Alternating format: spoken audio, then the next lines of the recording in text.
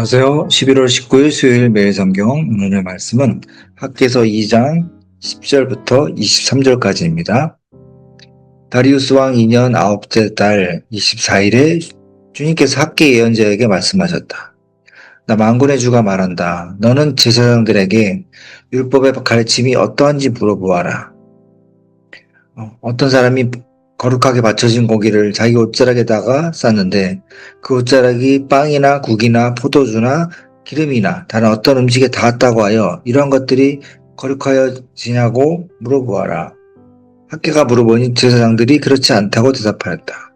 학개가 또다시 시체에 닿아서 더러워진 사람이 이 모든 것 가운데서 어느 것이라도 닿으면 그것이 더러워지는지를 물어보니 제사장들이 그렇다고 대답하였다. 이 학개가 외쳤다. 이 백성은 정말 더러워졌다. 이 민족은 내 앞에서 정말 그렇다. 나의 주의 말이다. 그들이 손으로 하는 모든 일이 그렇고 그들이 제단에 바치는 것도 모두 더러워졌다.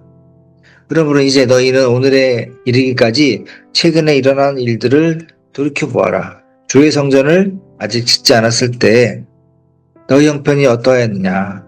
20섬이나 나는 밭에서는 겨우 10섬밖에 못 거두었고 쉰동이가 나는 포도주 틀에서는 겨우 20동이밖에 얻지 못하였다. 내가 너희를 깐부기병과 녹병으로 쳤다.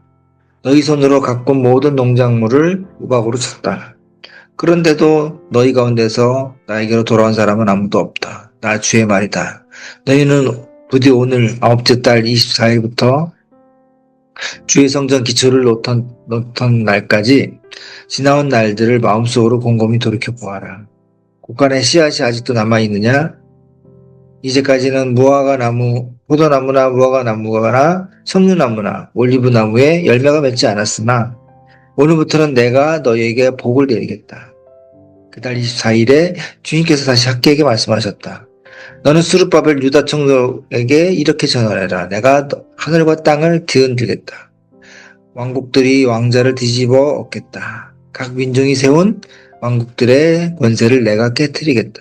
병거들과 거기에 탄 자들을 내가 뒤집어 엎겠다. 말들과 말을 탄 자들은 저희끼리 칼부림하다가 쓰러질 것이다. 나 만군의 주의 말이다. 스알디엘 아들 나의 종 수르바벨아. 그날이 오면 내가 너를 높이 세우겠다.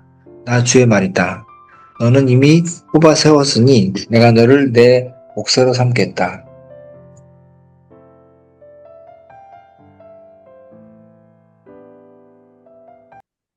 안녕하세요. 오늘은 혹시 시작이 반이다라는 말을 자주 합니다. 어떤 일이든 시작하기만 하면 절반을 이룬 것이다 라는 어떤 격려의 말입니다.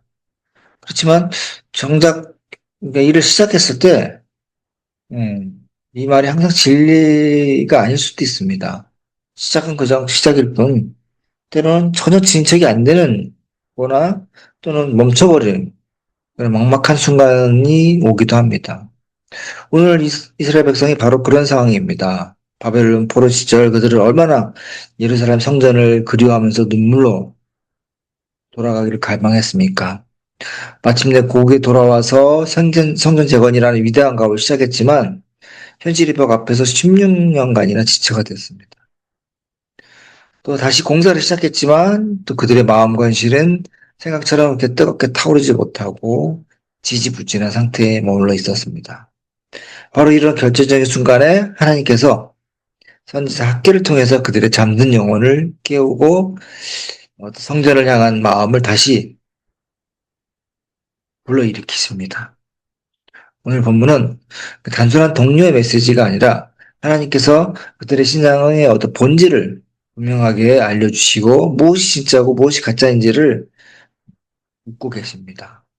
오늘 말씀을 통해서 하나님께서는 오늘 살아가는 우리에게 원하시는 것이 무엇인지 그것을 묻고 답을 찾는 시간이 되길 바라겠습니다.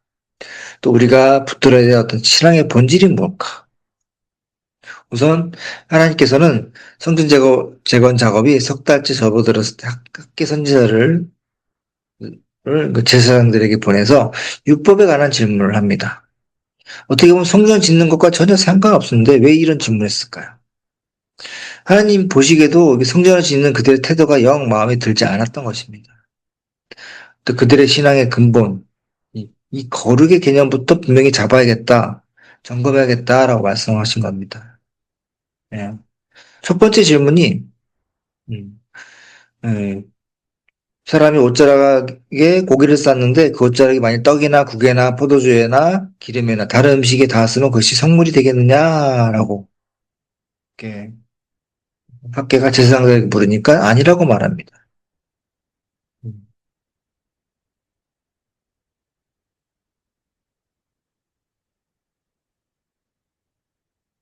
어떤 음식이 거룩하다고 했다 해서 다른 음식에 닿으면 그 음식이 거룩해지는 거냐? 아니라는 것입니다.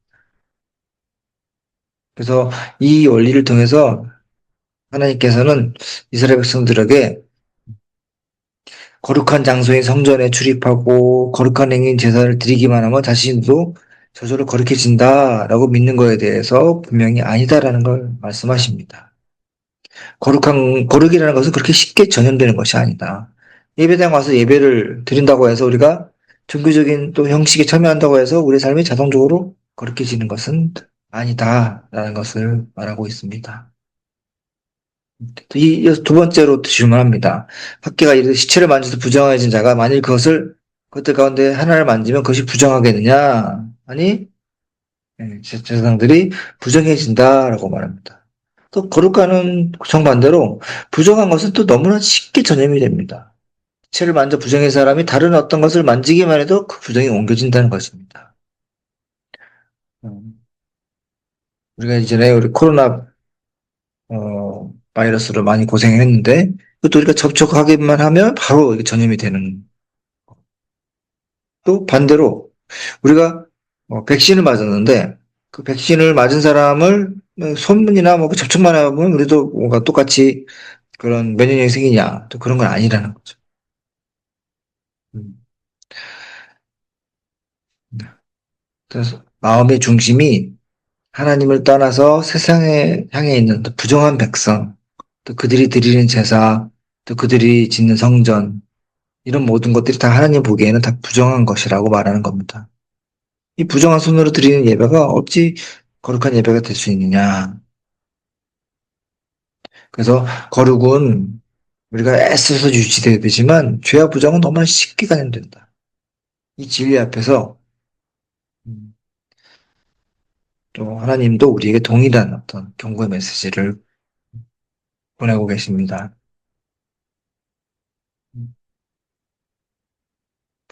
그러면서 또 하나님은 이 백성들이 왜 이렇게 고난으로 가득했는지, 그들의 수고가 열매를 맺지 못한 것이 운이 나빠서, 환경이 나빠서가 아니다. 예, 모든 문제의 근원은 하나님과의 관계에 있다는 것입니다.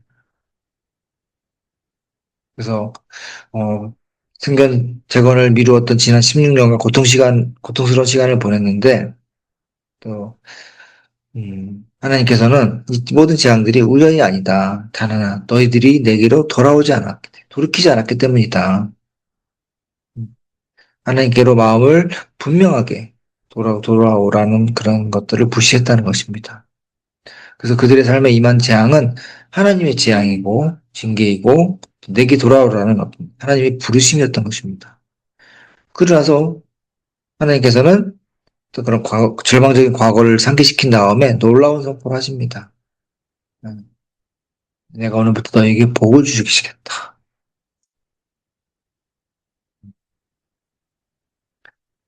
아직 현실은 바뀐 거 없습니다. 창고는 비어있고 나무에는 열매가 없고 하나님께서는 그들의 행위나 자격과 상관없이 그들의 마음을 돌이켜 순종하는 시작 그 오늘을 기점으로 해서 주권적으로 은혜를 선포하십니다. 내가 너에게 복을 주겠다. 이 약속은 그들의 공로가 아니라 돌이키는 자에게 부어주신 하나님의 선물인 겁니다. 과거의 재앙, 미래의 복을 교체하는 오늘 이 시점에서는 우리는 깊은 깨달음을 가져야 됩니다. 이, 이 놀라운 복을 온전히 받기 위해서는 돌이키라는 것. 근데 이 돌이킨다는 것이 무엇일까? 또 하나님께서 약속하신 복은 단순히 곡식에 창고가 가득 차는 그런 물질의 회복을 넘어서는 겁니다. 그 본질은 하나님과의 깨어진 관계가 회복되는 것입니다. 성전을 짓는 행위 자체가 목적이 아니라 그 행위를 통해서 성전의 주인이신 하나님께로 돌아간다. 이것이 핵심인 겁니다. 성전의 주인이신 하나님을 향하는 것. 우리는 항상 이런 질문을 해야 됩니다. 우리가 구하는 것은 복입니까? 아니면 복을 주시는 하나님인지. 우리가 소중히 여기는 것은 예배입니까? 아니면 예배를 받으시는 주인이신지.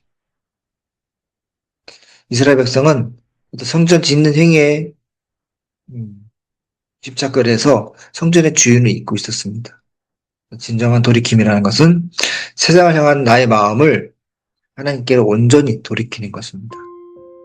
오늘 이 학개서의 말씀을 통해서 하나님께서는 우리에게 또 분명히 말씀하십니다. 형식적인 종교행위가 아니라 행위는 우리를 거룩하게 만들지 못한다. 또 거룩은 오직 거룩하신 하나님과의 인격적인 관계를 통해서다. 또 죄는 생각보다 훨씬 강력하게 우리를 전염시키고 오염시킨다는 거. 우리는 그 죄의 무서움을 깨달고 항상 깨어있어야 된다는 거. 또 우리의 삶의 고난은 우리 길을 돌이키게 하시려는 하나님의 어떤 사인일 수 있다는 거. 고난 속에서 원망하지 말고 우리를 부르시는 하나님의 음성을 들어야 된다는 거.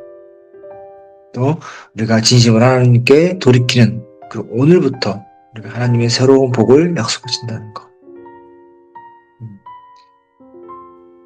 이 말씀을 기억하면서 오늘 하루를 사시길 바라겠습니다. 기도하시겠습니다.